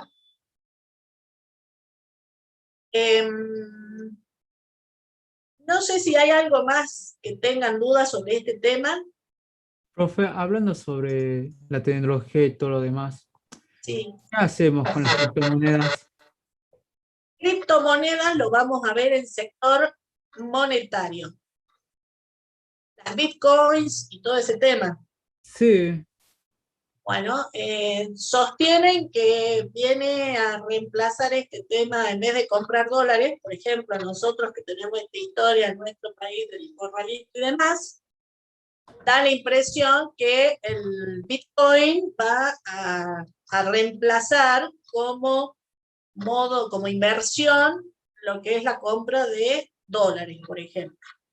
Pero, con el Bitcoin hay un tema, que no hay un banco respaldando las operaciones. Es más, no se sabe ni quién está atrás del Bitcoin. No sé, sí. Yo tengo, por ejemplo, las tarjetas digitales, porque Ay, yo he oído algunos para decir, ¿tiene Bitcoin usted? porcentajes pequeños nomás con algunos amigos, comenzamos a invertir en ese aspecto. Bueno, me tiene que contar cómo es. Yo voy a hacer un curso este jueves sobre Bitcoin, a ver cómo es la historia. ¿Este jueves? Y hay un curso al mandado por internet, gente de Buenos Aires. No sé si contactaron por el Consejo de Ciencias Económicas y es abierto, es público y van a explicar el tema este de las inversiones con Bitcoin. Ustedes porque son nativos digitales, ustedes nacieron con la tecnología prácticamente. Yo soy una migrante, yo vengo de la máquina de escribir, así que para mí todo esto me tengo que poner a tono. Bueno, y cuénteme, ¿y qué pasa con el Bitcoin? Con el Bitcoin lo único que el problema que tiene es que nunca va a ser equilibrado. Tipo, por ejemplo, pasó un accidente que creo que en Turquía se le había prohibido y el Bitcoin bajó de 61.000, un solo Bitcoin valiendo eso, a 48 hace 2 días. Y lo que usualmente yo y mi amigo comenzamos a hacer es comprarlo. Yo no pude porque no tengo dinero, pero ellos sí. Claro. Claro, profe, a lo que se refiere Digamos, la ventaja, discúlpeme, la ventaja del Bitcoin, que lo decía con relación al dólar, que por ejemplo, si uno quiere comprar dólares, tiene que comprar $2, $10, $20. En cambio, el Bitcoin, como dice usted que ha comprado, se puede fraccionar. así es, profe, a lo que se refería a él con la noticia que hubo acerca del Bitcoin es que en Turquía lo que sería como un exchange, o sea, alguien que vende criptomonedas, desapareció y se llevó la plata de no sé Lo cuánta vi. gente. Algo Claro, así como claro. 10 millones de dólares y por esa razón el Bitcoin como que perdió confianza y al perder esa confianza se desplomó su precio. Pero Exacto. eso es algo temporal porque en este momento está subiendo. Claro, ya Sí, subió a 51. sí, pero aparte esa misma noticia decía que no era tan así como lo habían explicado al principio. Bueno, no sé. Primero lo tiraron al bombo, ahí aparecía la cara del sujeto, parecía uno de estos de las telenovelas turcas y aparecía la cara de él, después decían que no era tan así el tema, como que la quisieron arreglar ahí al último. Pero bueno, ustedes como profesionales de ciencias económicas y se tienen que poner al tono con todo eso, ¿no es cierto? Porque como futuros contadores, sus clientes les van a pedir consejos también sobre inversiones, ¿no es cierto? Y este es un caso. Por más que sí, que hay en el mundo de las finanzas especializaciones sobre el tema de inversiones, pero bueno, una pálida idea tiene que tener, ¿verdad? Bueno. Bueno, ¿y ustedes qué hicieron? Primero casi se cortan las venas y después le dijeron, respiraron tranquilo.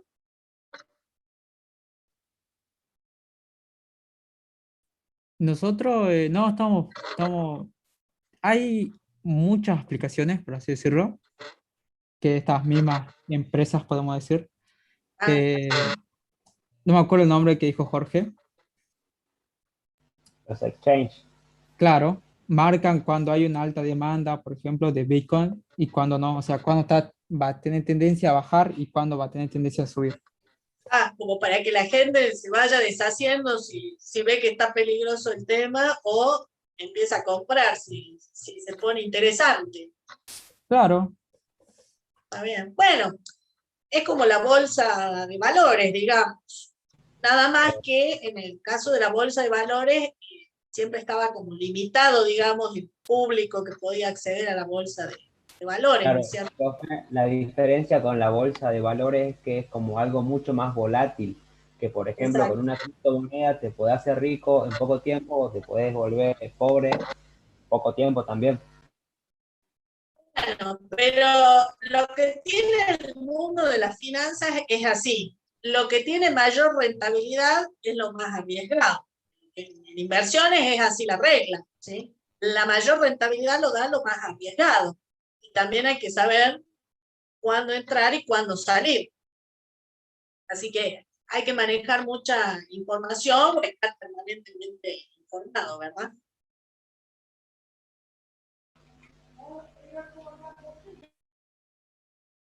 Bueno, pero ese es el mundo estrictamente financiero, ¿sí?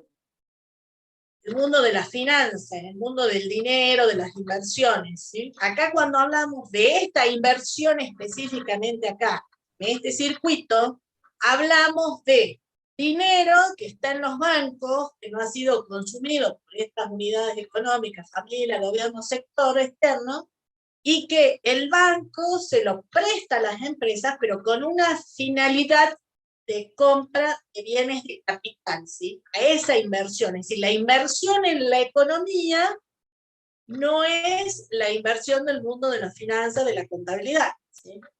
En contabilidad, ¿qué encontramos? En inversión hay plazo fijo, hay cajas de ahorro, ¿sí? Y todo eso es meramente especulativo. Esta inversión, ahora estoy cayendo, ¿no? Que es necesario hacer esta aclaración. Esta inversión de la que hablamos aquí es dinero que está destinado a aumentar la capacidad productiva de las empresas. ¿Se entiende la diferencia? Sí, profe. Bueno, que venga bien la aclaración ahora. Cuando hay procesos inflacionarios como el nuestro ya es un proceso alto. Es decir, acá ya no nos entran las balas, ¿no? O sea, 45%, 60% de inflación, decimos, igual que el año pasado.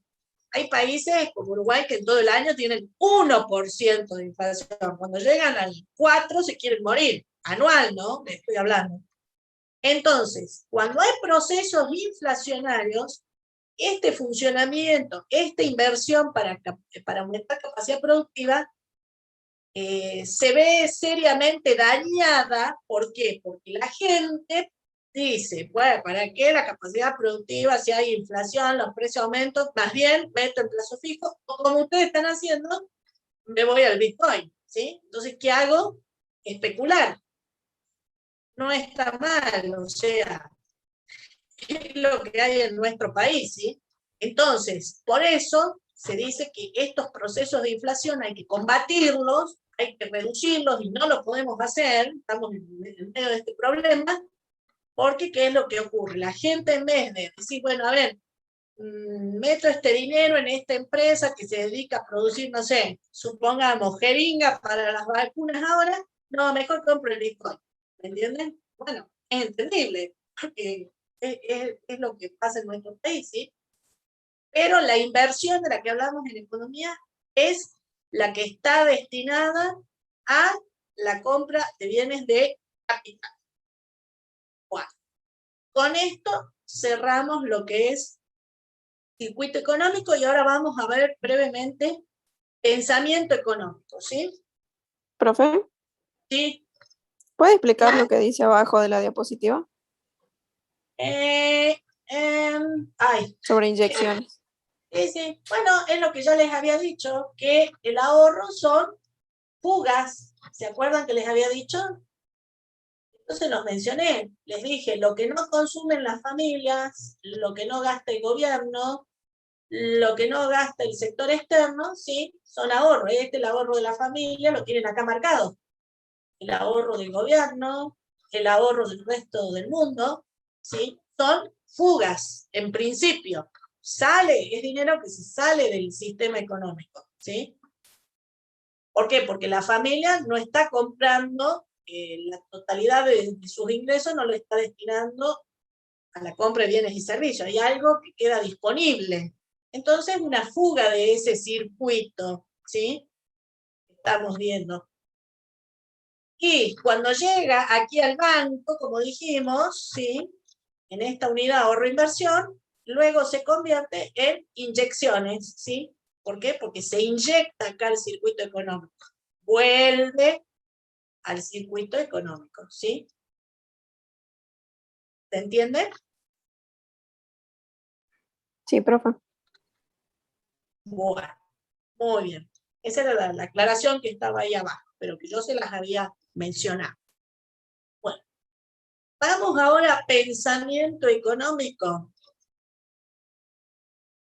Bueno, estos son dos esquemas, no son de autoría propia, tengo honestidad intelectual, las encontré en internet, Pero es para mostrarles que la evolución de las ideas sobre la economía, ustedes la pueden armar, inclusive se las pueden armar ustedes mismos, así en bloques como la tienen aquí. Bueno, esta primera, ¿sí?, que tenemos acá, es mucho más completa, porque habla del sistema económico vigente en ese momento, habla de las características de las economías de ese momento, de quiénes son los máximos exponentes de estas ideas de esa época, ¿sí? Está bastante complicadito así para trabajarlo ahora, pero después ustedes con paciencia en su casa, léanlo bien y van a ver que tiene bastante información. Yo prefiero quedarme con algo más simple por ahora, más general, porque esto lo podemos complicar si vamos hilando fino en las distintas épocas históricas.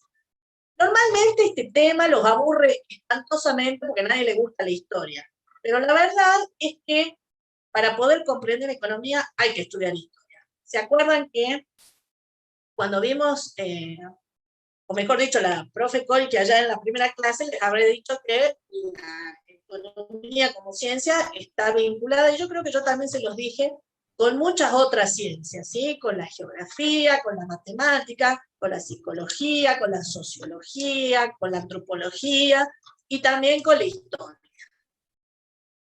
Y bueno, el ubicarnos históricamente, yo normalmente se los asocio con películas, ¿sí? Porque a veces con las películas uno tiene más idea de dónde está ubicado históricamente.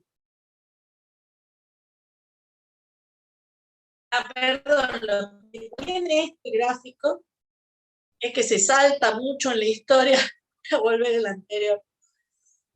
Cuando ustedes vean esos apuntes, inclusive de la doctora Kologanesti, esto comienza en la antigua Grecia, ¿sí? En realidad la economía como ciencia no tiene poco más de 2 siglos, ¿sí?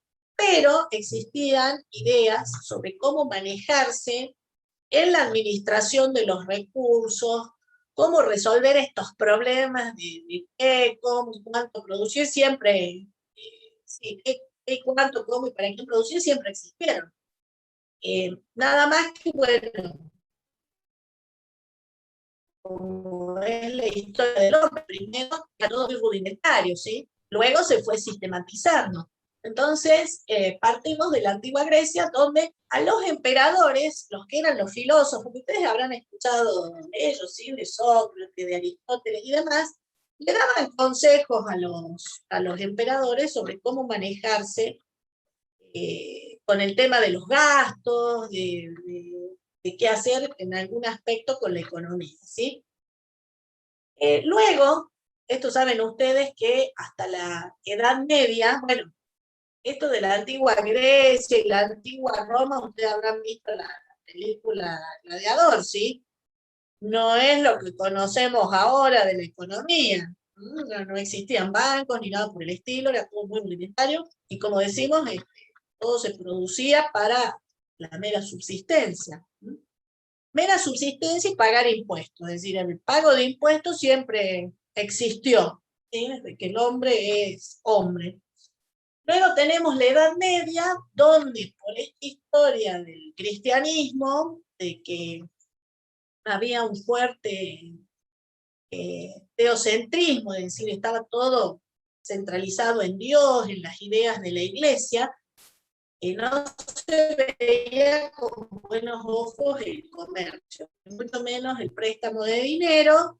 Entonces, aquí aparecen las ideas de Santo Tomás de Aquino, y bueno, por todas estas ideas tampoco prosperaba la cuestión de la economía, ¿sí? Es decir, había más una historia de contemplación, de estar volcado a lo que Dios quería, la época de las cruzadas y todos esos temas. Y es cuando el comercio logra despegar con el mercantilismo, cuando ya entramos en otro tipo de ideas, ¿sí? Bueno, aquí lo tienen a esta altura el mercantilismo, entonces yo me voy al otro esquema, donde se lo ve mejor, y ya el mercantilismo comienza con los finales de la Edad Media, ¿sí?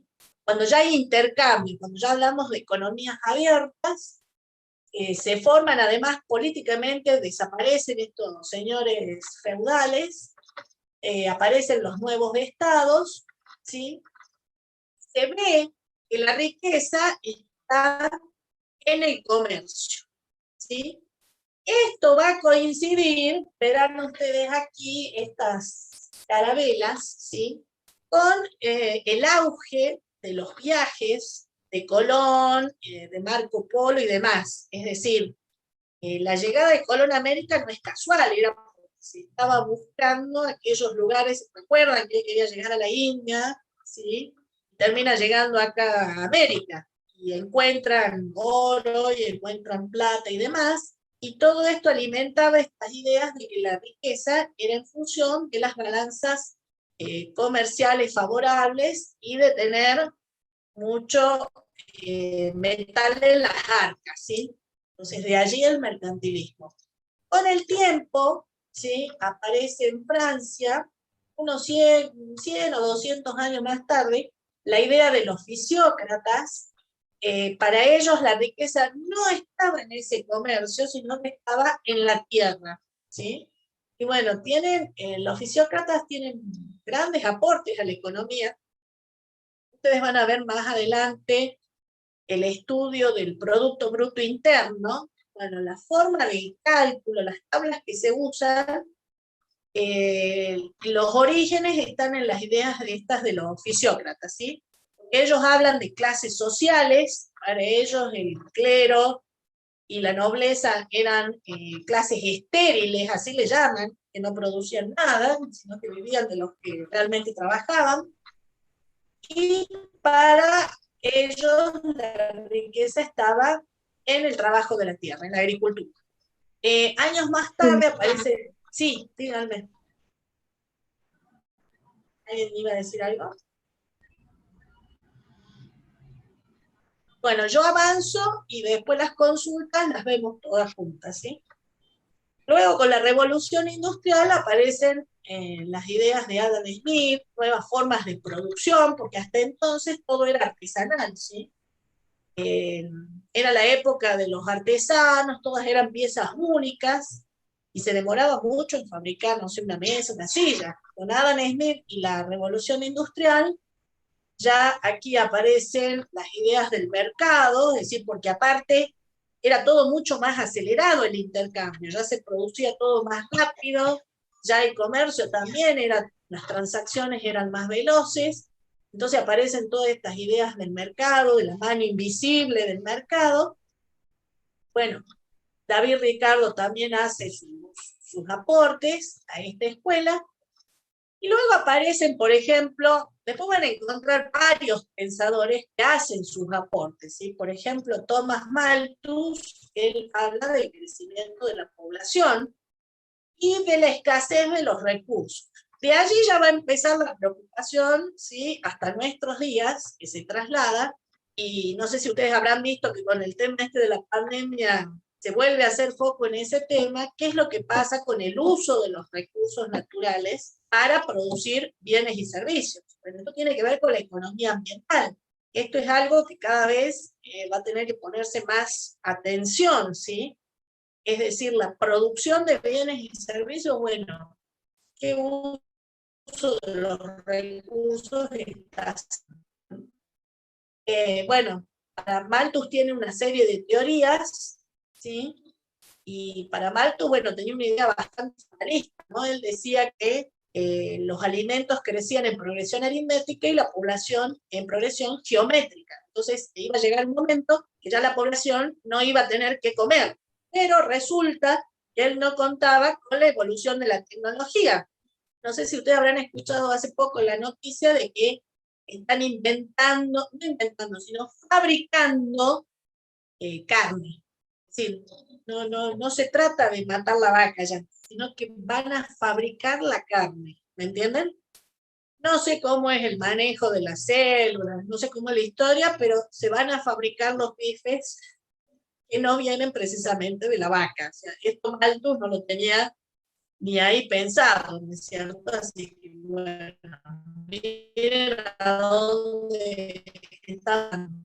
Luego tenemos las ideas de Marx, que ya un poquito hemos visto cuando vimos sistemas económicos, como les dice acá, el descontento por el tema este de las consecuencias de la revolución industrial, la explotación de los trabajadores, esto hace que surjan los sindicatos, esto va a ser el germen de estos sistemas de planificación centralizada que hemos visto, y luego con el tiempo aparece Keynes, ¿sí? Como les marca acá, por la crisis en Estados Unidos, surge el estado de bienestar, ¿sí? Y la intervención del Estado en la economía.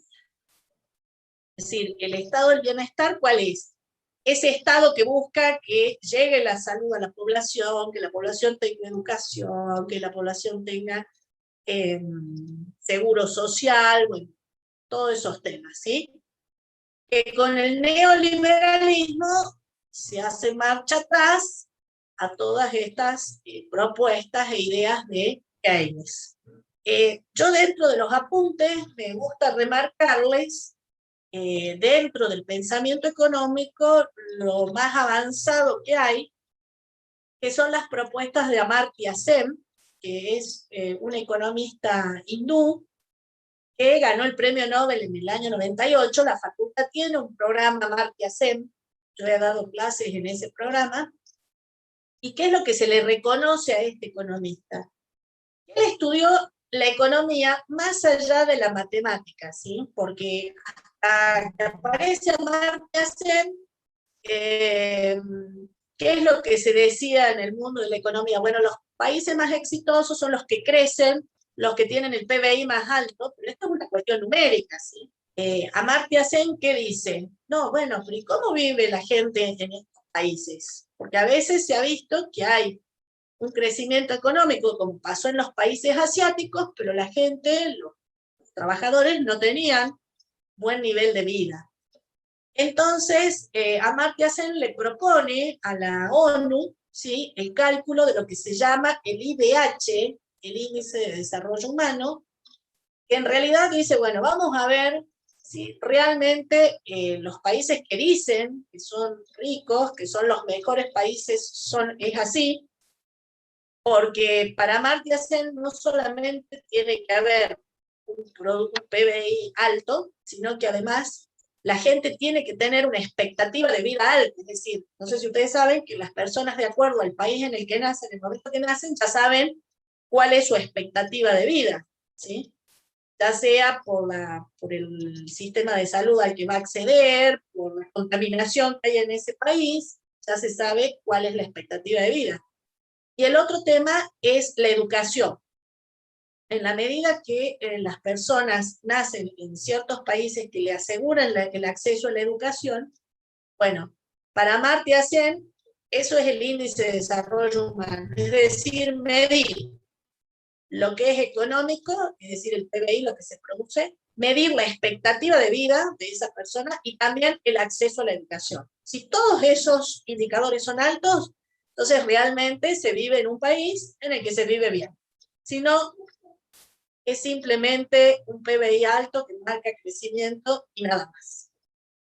Así que la ONU tomó este índice de desarrollo humano y se hacen los cálculos de este índice porque es una forma de darle una visión, como les dice acá, más humana, ¿sí?, y una dimensión social a lo que es la economía. Es decir, no quedarnos con el frío número, ¿sí?, de quién es el que más produce o el que tiene el PBI más alto, ¿sí?, como un país sindicado, como un país rico, digamos.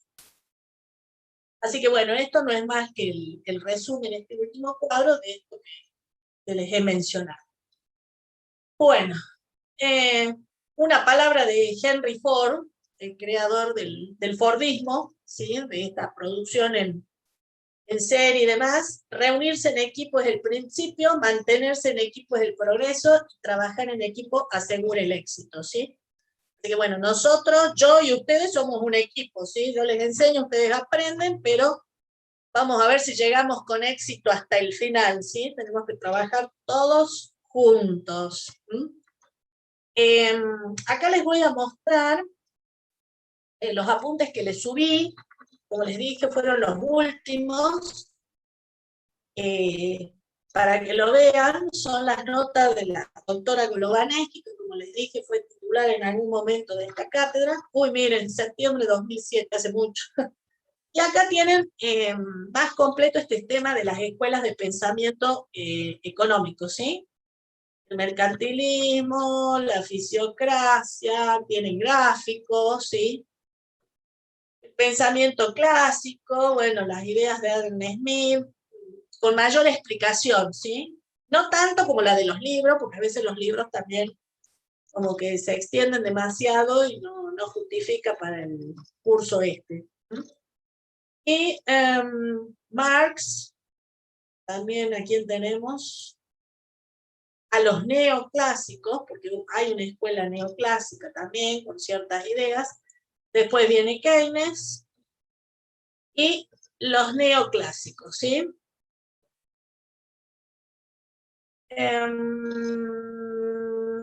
Y bueno, acá no está Amartya Sen, pero yo se los agregué porque me parecía que la dimensión humana de la economía es importante tener en cuenta que existe ese enfoque, ¿sí? Bueno, llegamos casi a las 9, no sé si tienen alguna duda, hay algo que quieran que les explique o les aclare.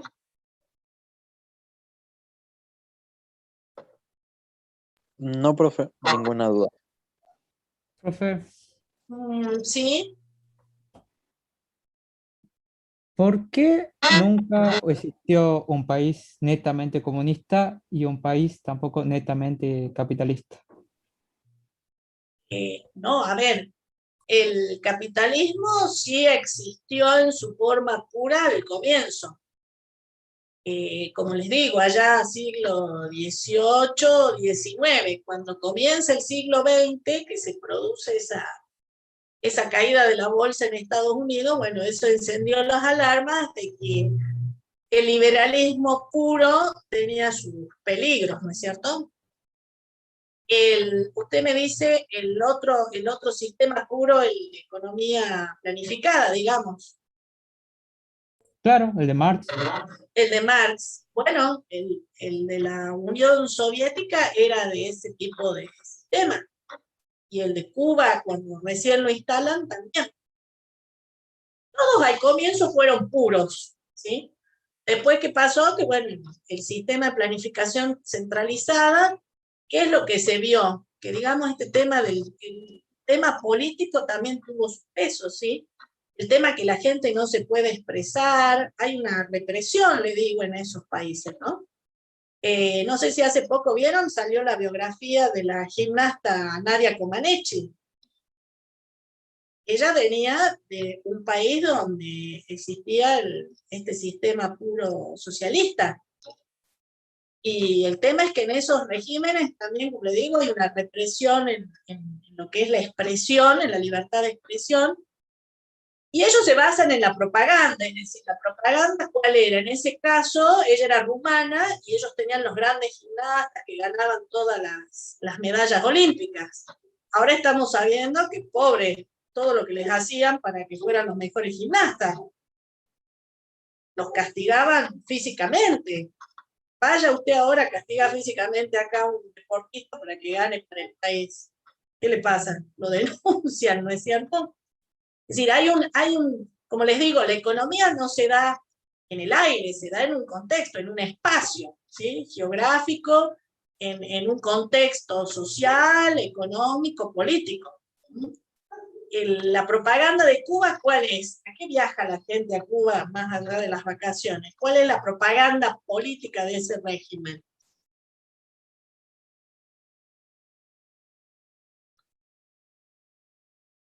Es la salud, ¿sí? Ustedes habrán escuchado que mucha gente va a hacerse tratamientos a Cuba porque se entiende que es el país que tiene el mejor, yo no diría sistema de salud porque no lo tienen, ¿no? Sino que tienen los profesionales más preparados y tienen ciertas metodologías y tecnologías que son las más avanzadas. Pero tengan en cuenta ustedes, estos sistemas en un principio fueron puros, ¿sí? Después existió la tendencia, es decir, de lo que sí se habla es que la planificación centralizada no logra sobrevivir, está tendiendo a desaparecer, y lo que sí subsiste en el mundo es el capitalista, digamos, en realidad el sistema mixto, ¿sí? En algunos casos con mayor tendencia al liberalismo. No sé si quedó clara la respuesta. Sí, profe. Gracias. Bueno, ¿alguna otra duda? Veo que se está desinflando el grupo, se están yendo. La próxima semana tiene el mercado, ¿no? Ese es el último tema antes del parcial, ténganlo en cuenta. Profe, ¿el parcial lo vamos a tener que hacer presencial? Mire, no me Porque, pida que le diga claro. algo que ni yo ni usted sabemos. Mire, después del periodo de mañana que no es, ya no sé más nada. ¿Qué quiere que le diga? No sé cómo lo vamos a tomar. Todo depende, esta semana se van a ver si aumentan o no las restricciones y qué es lo que va a pasar, ¿no? Recuerde que las medidas que se tomaron llegan hasta 30 de abril, este viernes. Así que no sé qué va a pasar en las próximas semanas. A ver, de todas formas, no importa cuál sea el sistema de evaluación, chicos, tienen que estudiar, ¿no?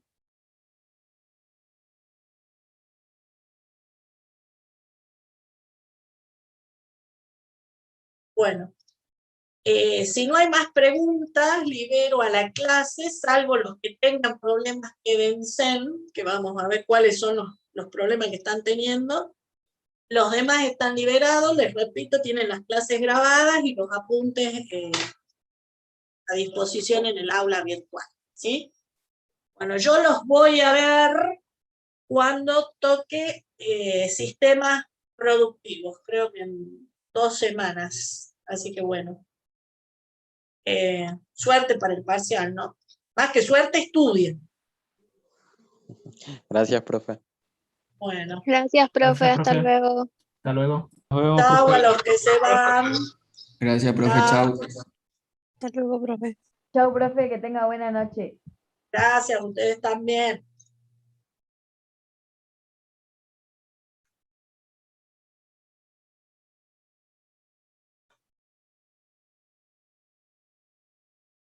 A ver, ¿quiénes están quedando con inconvenientes? Pásenme los nombres, por favor. Rodríguez, Cecia. Yo estoy también, ¿no? El profesor